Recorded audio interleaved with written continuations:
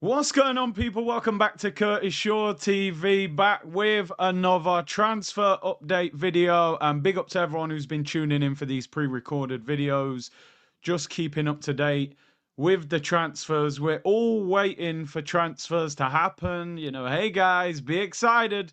Well, we have got some transfer news. However, I don't know how excited you're going to be about this one. When you're waiting for Fabrizio or Ornstein to drop that bomber.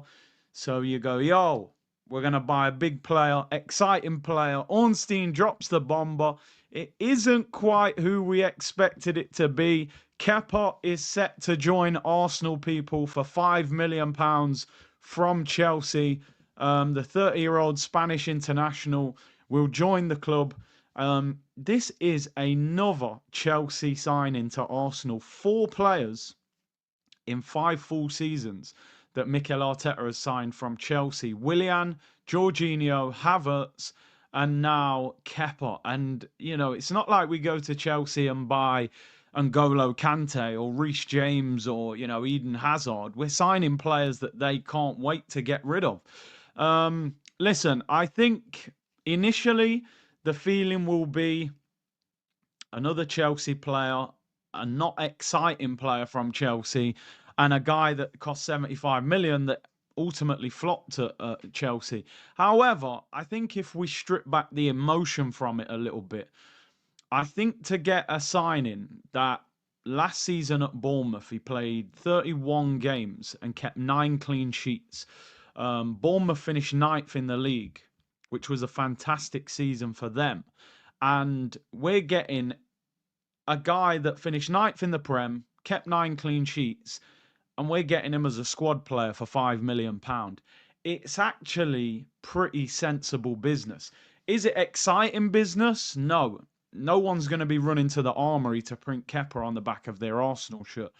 However, as a second choice goalkeeper for £5 million, I think it's quite good business. Now, I think as fans, we want players to join in a certain order. So you want the first signing of the summer to be the one that really excites you, the goal scorer, the skillful winger, even the midfielder, that you feel like, wow, that signing's going to transform us, take us to the next level. This is a backup goalkeeper from Chelsea who we probably haven't even thought was that good when he was at Chelsea, considering the price tag. So I understand Arsenal fans feeling quite downbeat and flat about this deal, saying why are we signing another player from Chelsea, which I get. I would genuinely love to know why we keep signing Chelsea players. This has been going on for years with Gallas and Benayoun and David Luiz, Peter Cech. We seem to love a Chelsea player. I don't know why. I mean, did they get us out of debt years ago or something? They must have helped us. I don't know. Conspiracy theories, right? But I think in isolation, it's not a bad signing. This summer to me is about Arsenal signing a striker, a left winger, centre midfielder, maybe even an attacking midfielder. We need to keep money for those key positions. We knew we were going to buy a backup goalkeeper because Neto was not going to be signed on a permanent. And I didn't want to see Arsenal spend 30, 40 million on a backup keeper. I don't mind seeing Arsenal spend 5 million quid on a player who I think if he needs to come in for 8 or 9 games, I think he can do that. Certainly a lot better than Neto and players like Matt Turner have done in the past. So let's just read what David Ornstein tweeted out. He said, Arsenal to sign Kepa from Chelsea. Deal in the process of being finalised after the 30-year-old Spanish goalkeeper agreed to join Arsenal and fight for his place. He's not content to just come here and be the backup. 5 million release clause in his Chelsea contract will need activating. That won't be a problem for Arsenal, of course. Kepa was on a contract of around £140,000 a week. When he extended his Chelsea deal, they reduced it to 75,000 in order for him to stay at the club. So 75 grand a week wages is not massive for Arsenal. I think this is an upgrade on Neto from last season. Obviously, Neto was cup tied in the Carabao Cup, which was a bit crazy, to be honest.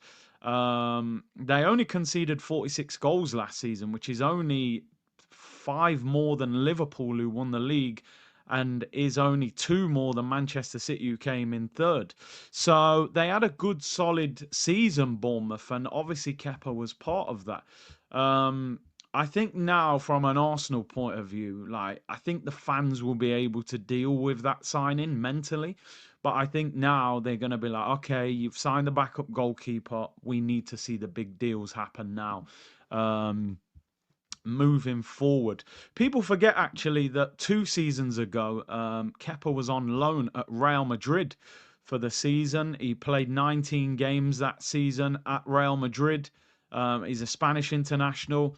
Listen, I'm not going to sit here for 1 second and say, oh, I've always rated him. You know, I am shameless, but not that shameless. Kepa is a player that I looked at Chelsea and thought 75 million is way too much for him. However, if you're signing him as your second choice for 5 million, I don't have a problem with it, to be honest. I think we've more got an issue with why we keep going to Chelsea for players. But listen, Kepa, £5 million. Let me know what you guys think in the comments. I think it makes sense as a backup. It preserves money for the more important parts of the team. We desperately need a goal scorer. We need a left winger that can bring goals and excitement to the team as well. And I think this deal ultimately is one that makes sense from the perspective of a backup goalkeeper. You know, we were linked with Juan Garcia. He looks like he's going to Barcelona, 30 million euros.